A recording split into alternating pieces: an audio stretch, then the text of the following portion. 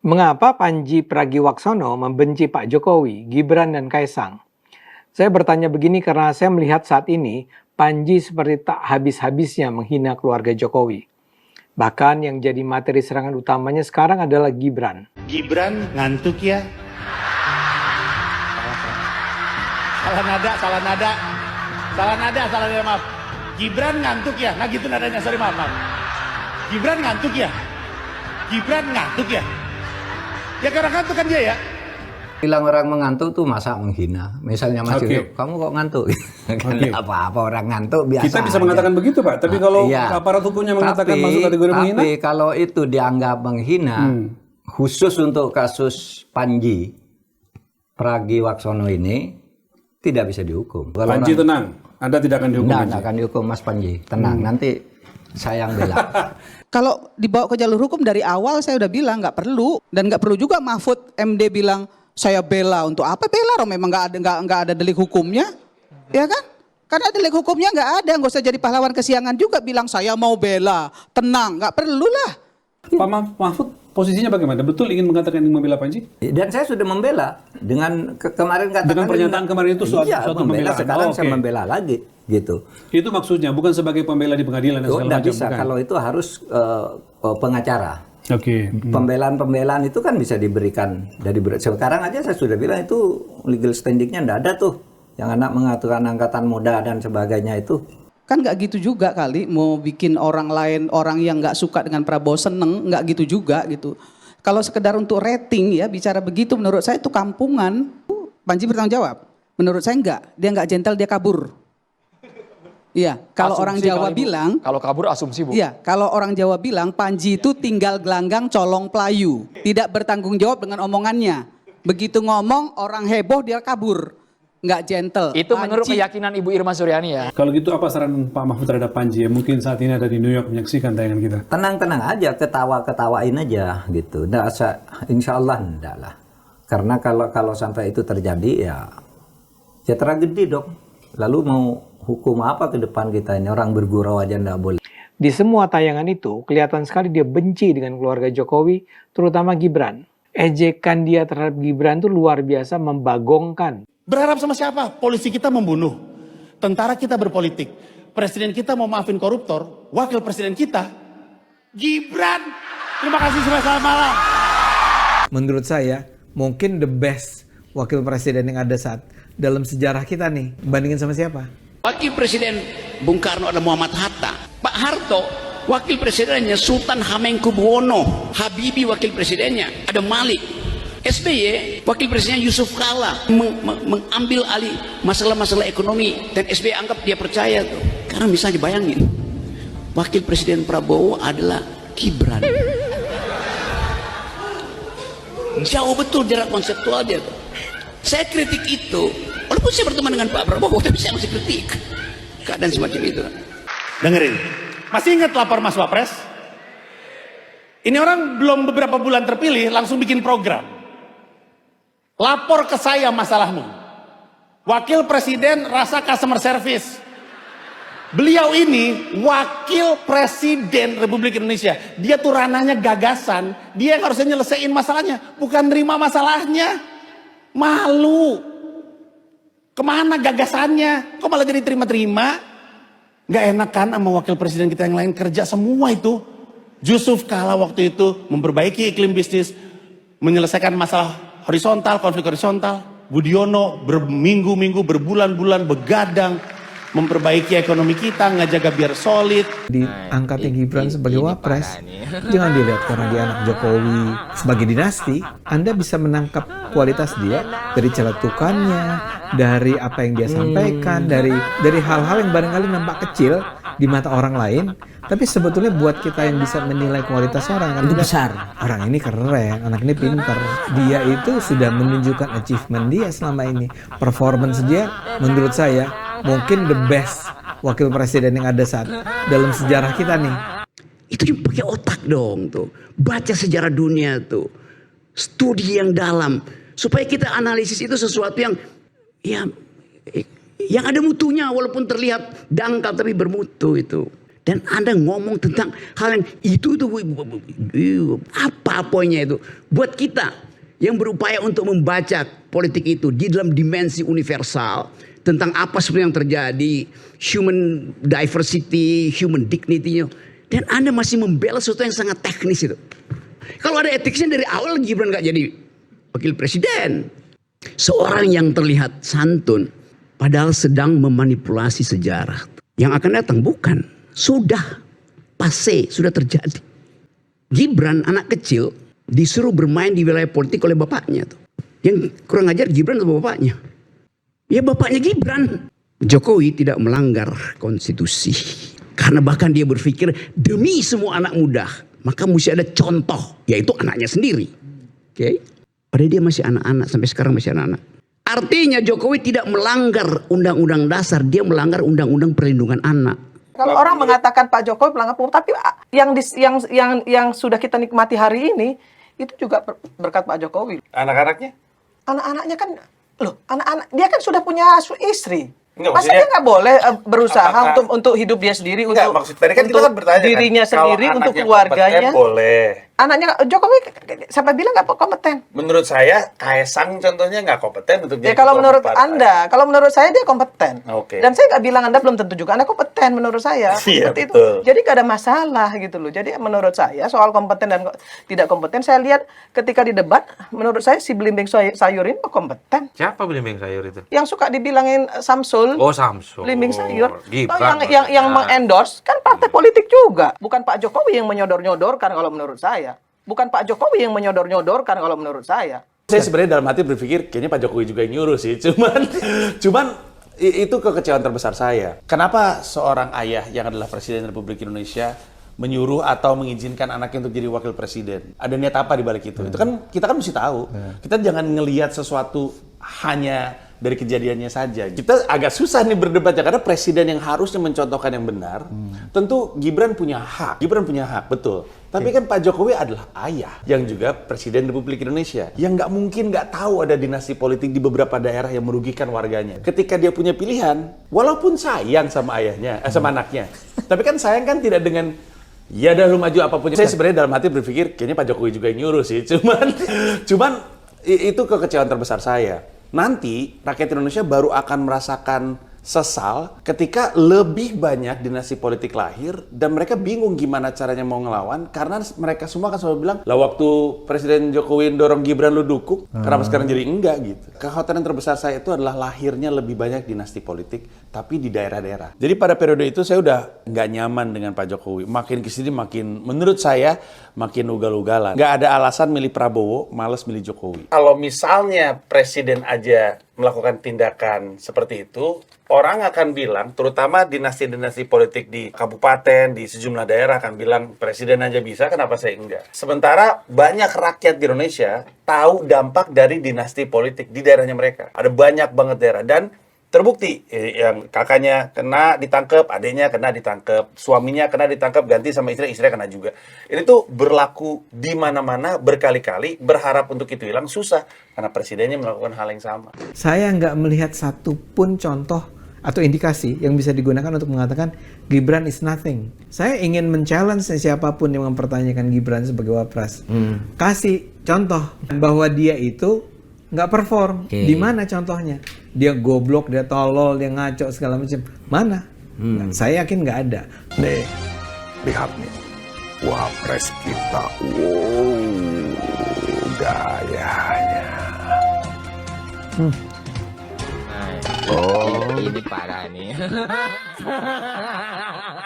ada Napoleon, Jetbirds, bawal macan ya Pak ya? Bawal macan.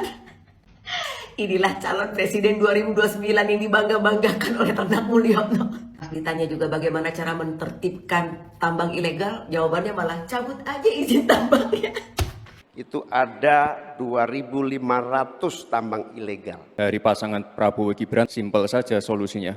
Iupnya dicabut, izinnya dicabut. Emang tambang ilegal sejak kapan punya izin?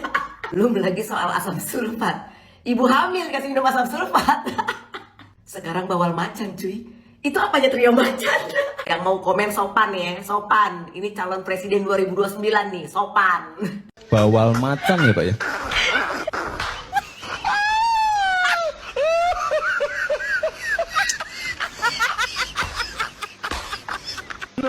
Napoleon, bawal macan,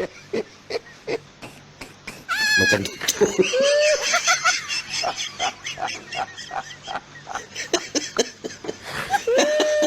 Ya Allah ya Rabbi, entahlah, habis bahannya. Bukan kaleng-kaleng memang bapak ini.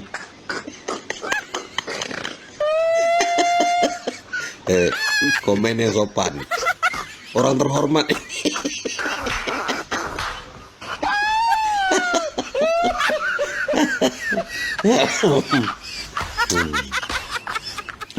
Kukira kerapu aja ada kerapu macan, rupanya bawal macan ada juga.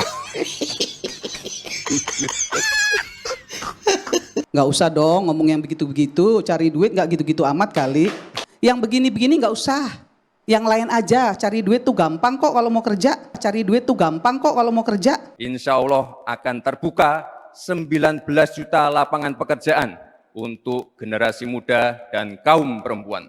Saya sebagai jubir beliau, saya boleh ditanya dapat apa? Saya nggak dapat apa-apa, Bang. Saya nggak mau bicara kalau saya nggak paham. Contoh misalnya, ketika misalnya si presiden akal sesat itu selalu ya mencaci maki Jokowi misalnya begitu. Ya, sungguh menggelikan menonton atau membaca cara para pendukung membela Jokowi tentang penganugerahan prestasi korupsi Jokowi itu. Begitu banyak pendukung atau yang disebut ternak Mulyono itu, saya harus ngakak gitu. Ada aja orang nemuin ternak Mulyono. Irma Suryani ini ternaknya Mulyono. Alhamdulillah masih anaknya manusia. Mulyono kan manusia.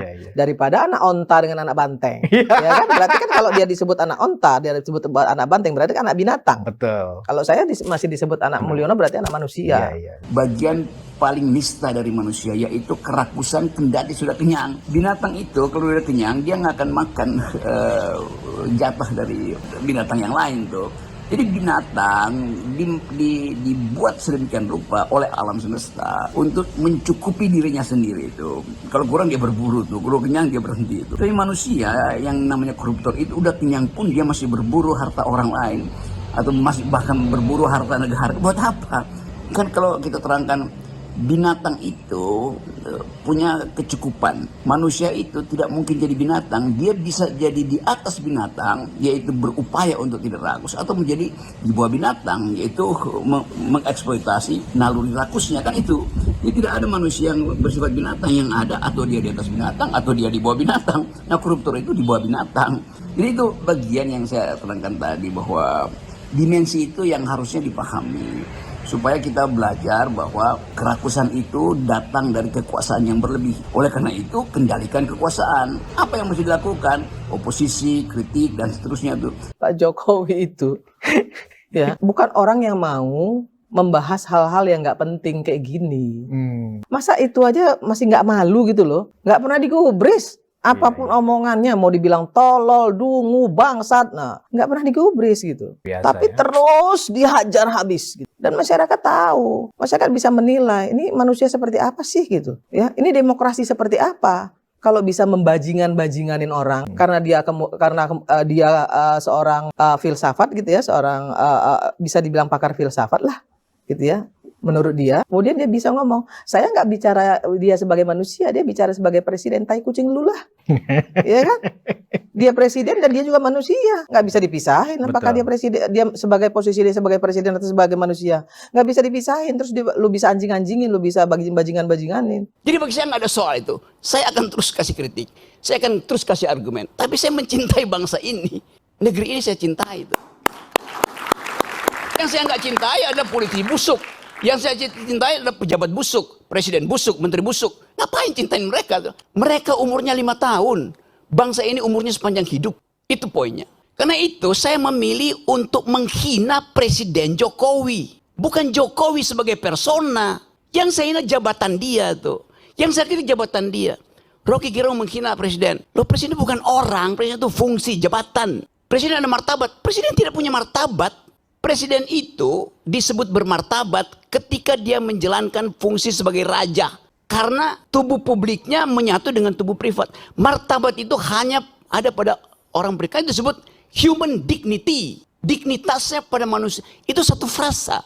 Human dignity. Saya menghargai manusianya, bukan jabatannya. Itu yang mesti jelas di kita tuh. Karena itu saya heran. Kenapa kalau saya memaki-maki presiden, saya diomelin? Kenapa orang yang memuji-muji presiden tidak diomelin? Kan dua-duanya deskripsi. Memuji dan memaki itu dua-duanya kualitas yang sama derajatnya. Pujian jadi pujian karena ada yang memaki. Makian jadi makian karena ada yang memuji itu. Bifurkasi itu yang mau saya terangkan. Saya terangkan sebagai dosen ya. Lu sendiri siapa? Apa yang udah lu lakukan untuk bangsa ini? Karena Pak Jokowi Rocky Gerung nggak berguna buat bangsa. 2 minggu lalu saya pulang dari Paris bawa medali emas buat Indonesia tuh.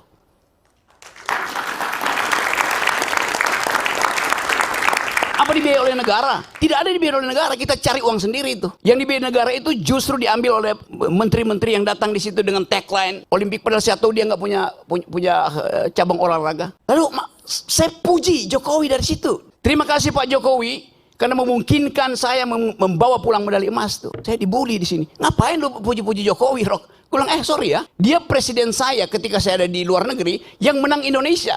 Saya ikut upacara bendera. Kenapa saya nggak mau bilang terima kasih pada Jokowi? Kan itu yang kita sebut value, kejujuran dalam berpolitik. Gitu. Saya nggak punya nggak punya masalah lain dengan pemerintah. Saya punya masalah dengan kebijakan yang mereka buat. Yang sebut kebijakannya itu dungu. Saya bilang ya, mohon maaf ya, saya sampai pernah ngomong si cingkring ini gitu ya, Pak Jokowi itu, ya bukan orang yang mau membahas hal-hal yang nggak penting kayak gini. Saya udah paksa, saya udah bilang sama beliau, Pak, sikat dong, gitu loh. Jadi sekali lagi, saya tetap akan kasih kritik. Apapun itu hak saya. Dan tidak mungkin saya dipidana kalau saya caci maki Jokowi atau saya muji Jokowi. Pasal itu nggak ada lagi. Tidak ada pasal penghinaan presiden. Udah hilang. Siapa yang hilangin? Saya berjuang dari zaman 98 di LBH untuk hilangkan pasal itu. Jadi kalau tanya kenapa Anda caci maki? Pasal itu nggak ada. Kenapa saya yang kita di LBH Buyung Nasution. Saya penasihat ahli Buyung Nasution dalam soal-soal untuk membereskan demokrasi kita. Jadi dari 98 saya tahu akal pikiran tentang perubahan konstitusi itu. Anda caci maki aja, nggak akan Anda dipidana tuh. Karena rakyat Indonesia melalui ketetapan MPR mengerti bahwa presiden itu bukan orang, dia fungsi, dia jabatan publik. Tidak boleh dilekatkan pada dia prinsip-prinsip pada hukum pidana, nggak bisa. Yang tidak boleh kita caci maki adalah manusia di dalam keadaan pertemanan atau Anda kenal. Orang yang nggak kenal Anda caci maki, dia nggak bakal tersinggung. Demikian juga dalam perdebatan. Debat itu adalah kemampuan untuk mengolah argumentasi itu. Itu aja. Sebagai dosen, saya mengajar dari S1 sampai S3. Ayo bayangin coba. Dengan metodologi yang sama itu. Cara berpikir. Jadi kalau saya kasih kritik betul-betul metodologis. Apakah saya benci pada Presiden Jokowi? Enggak. Kaesang menikah. Saya diundang oleh keluarga Jokowi. Di mana? Anies telepon dari Jogja. Rok, lu di mana, Rok? Kenapa? Gue ini udah 3 jam nggak bisa ketemuin Jokowi itu. Karena mesti ngantri. Gue bilang gue diundang malam hari ya. Bisa langsung masuk. Nggak ada problem. Gibran datang ke rumah saya. Om Rocky saya mau belajar. Duduk di situ lu kalau mau belajar tuh. Kasih saya kritik Om Rocky. Dengar saya kritik. Siapa yang saya kritik? Bobi Nasution saya kritik. Sebagai apa Om? Sebagai gubernur. Anda belum saya kritik karena belum jadi wali kota. Belum jadi wakil presiden. Pada waktu itu dia adalah wali kota. Saya kritik yuk. Dia ngaku bahwa setiap Sabtu berbagai macam menteri datang ke dia kasih duit supaya soal saya bilang, you koruptor tuh. Saya kasih kritik. Dia nggak marah. Karena saya terangkan saya kritik kamu karena saya tanya, you datang sebagai apa? Sebagai wali kota? Ya mendua Om. Saya juga datang karena saya bosan ikut kuliah-kuliah di sekolah PDIP. Dia bilang begitu. Saya selalu jawab orang-orang yang mungkin salah pikir ya. Salah pikir tuh karena selama ini dijejelin dengan presiden akal sesat, menyesatkan pikiran anak-anak bangsa ini dengan omongan tolol, dungu, goblok, bajingan tolol, bangsat. Itu yang dijejeli ke anak-anak Gen Z kita. Caniago, dan saya tahu beberapa Caniago di Republik ini. Tapi saya bisa bedakan mana Caniago yang punya otak,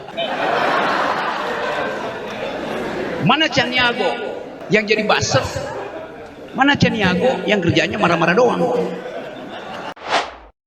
Assalamualaikum warahmatullahi wabarakatuh.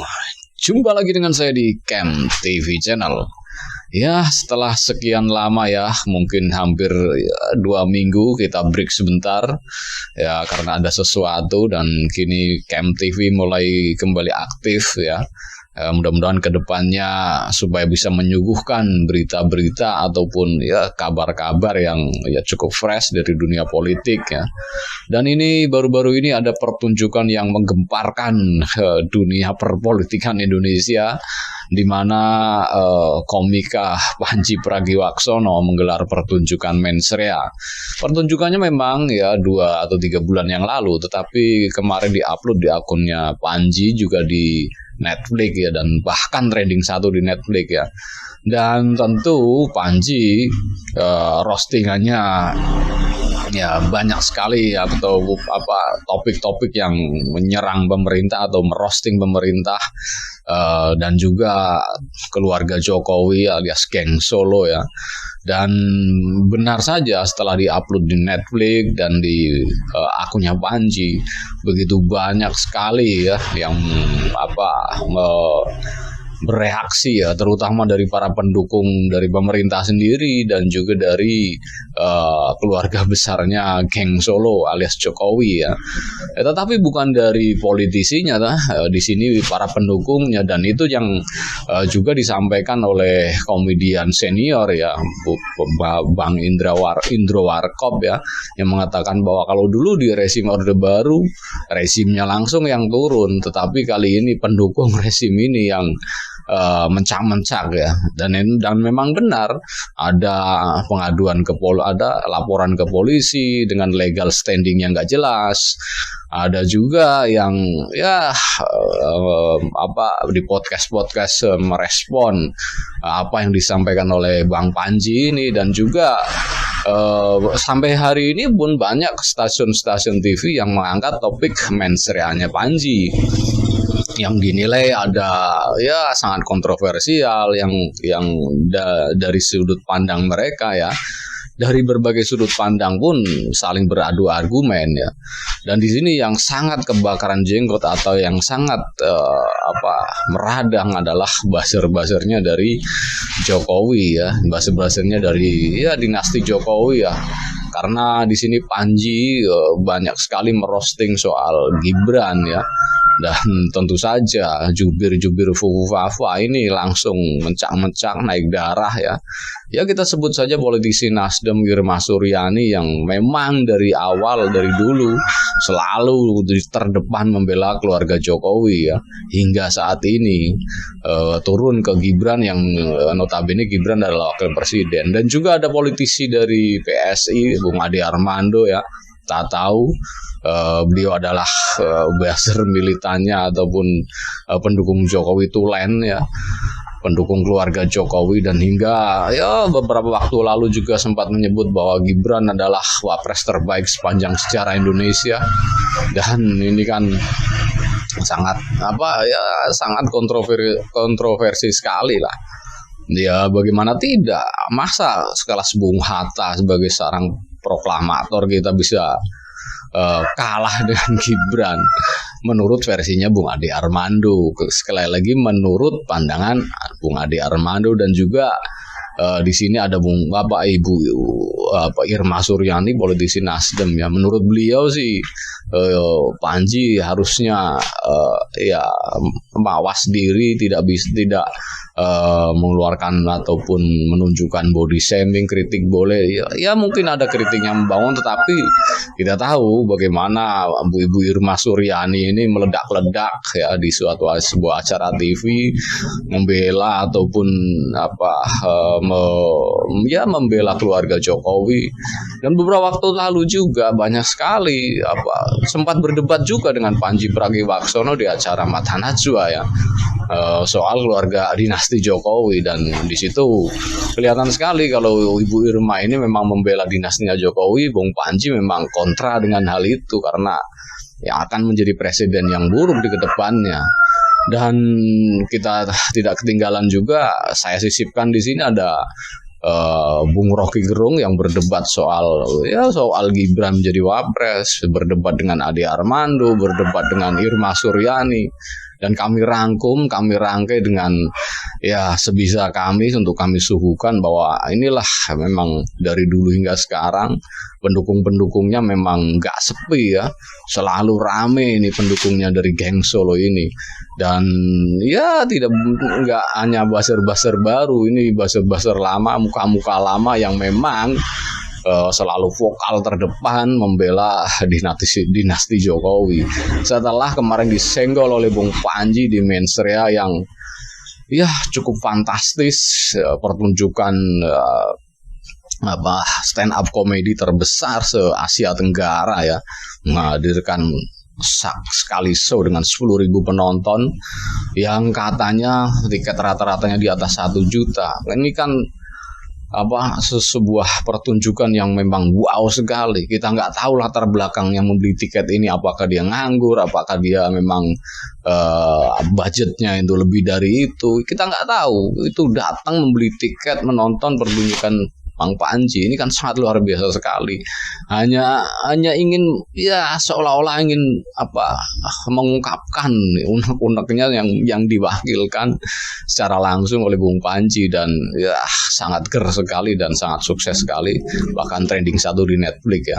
Bayangin aja stand up komedi satu-satunya trending di Netflix. Ini kan luar biasa, dan ini memang membuat kebakaran jenggot para buzzer-buzzer dan pendukung dari dinasti Jokowi. Dan ya bagaimana komentar Anda? Tulis komentar Anda di kolom komentar yang tersedia, dan bagi Anda yang belum subscribe silakan subscribe supaya dapat bonus tontonan video terbaru setiap harinya dari Camp TV Channel. Wassalamualaikum warahmatullahi wabarakatuh. Salam waras.